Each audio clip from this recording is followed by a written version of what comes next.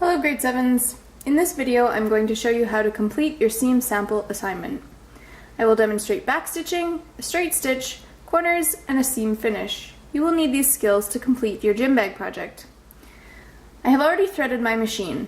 If you are struggling with this step, please see my previous video on how to thread your sewing machines.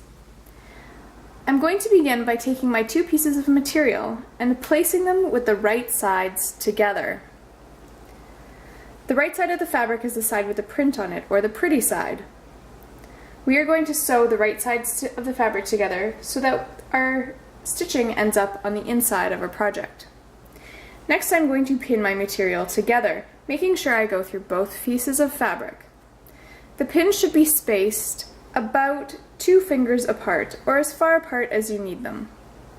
Remember to put your pins in perpendicular or crosswise to your stitching. Now I can begin sewing. I make sure my sewing machine is set up properly and that my pattern selector is set to A. Lining up the edge of my fabric with the 5/8 line on the sewing machine, I place both pieces of fabric under my needle and lower the presser foot. I remove any pins necessary because we must never sew over pins. I need to start with a back stitch. To do this, I start by doing 3 or 4 stitches forwards.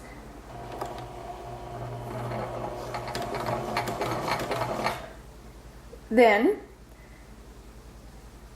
I press and hold the reverse stitch button down and use the foot pedal to go backwards 3 or 4 stitches.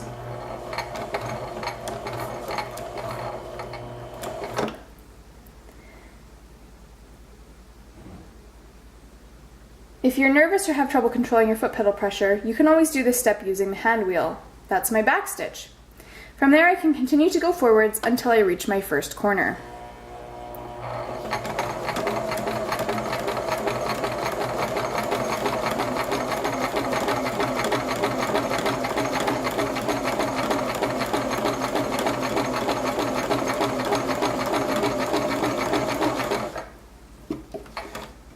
At the corner, I stop with my needle down in the fabric. I lift my presser foot, rotate my fabric 90 degrees to the left, and lower my presser foot, continuing my straight stitch until the next corner, where I repeat this step.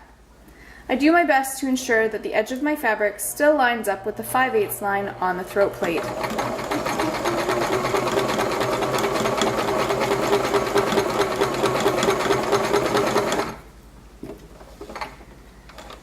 It is important we don't lift the presser foot unless our needle is securely through the fabric.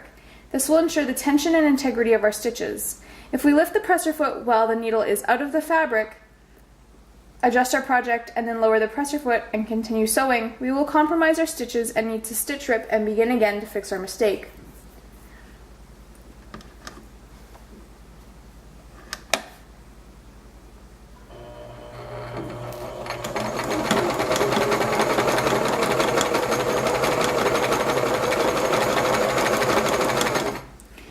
Now that I am at the third edge of my fabric, I'm going to do another back stitch to ensure my project doesn't unravel. I sew to the edge of my fabric, then I press and hold down my reverse stitch button and do 4 or 5 stitches backwards. Then I let go of the reverse stitch button and do 4 or 5 stitches forwards. Now I am done my straight stitch. I ensure my take-up lever is in the highest position. I lift my presser foot and remove my fabric. I trim my threads on both edges.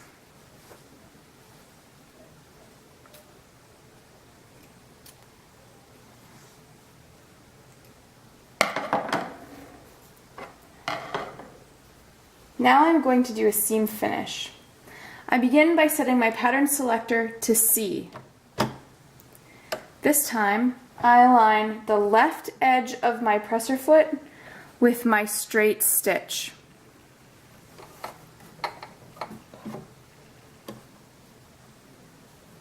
So left edge of my presser foot with my straight stitch.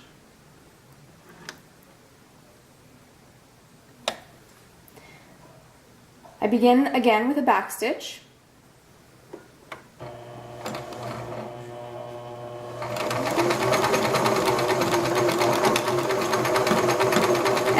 continue down to the first corner, following the line of the straight stitch with the left edge of my presser foot. At my first corner, I do exactly the same thing I did for the straight stitch.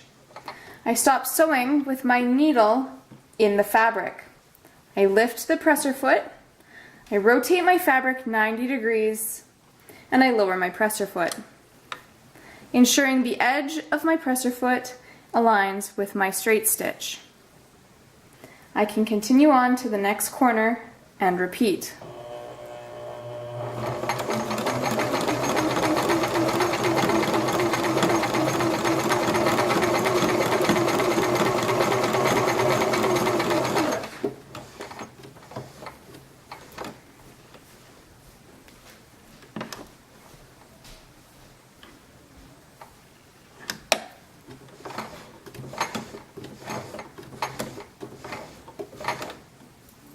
Remember, you can always use your hand wheel if you don't quite feel confident.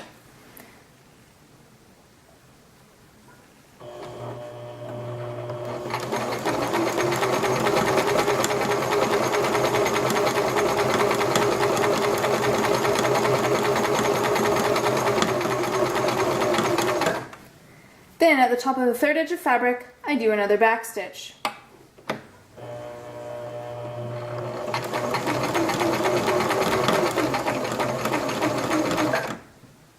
Now I am done my seam finish. I make sure my take-up lever is in the highest position. I lift my presser foot, I remove my fabric, and I trim my threads on both edges.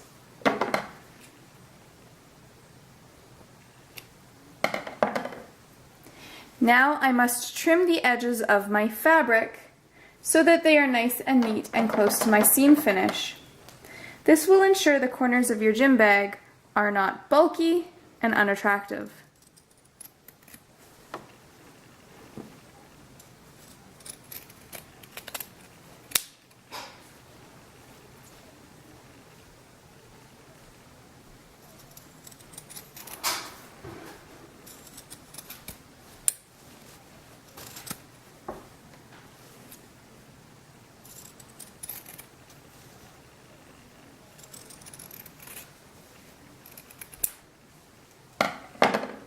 And I'm done.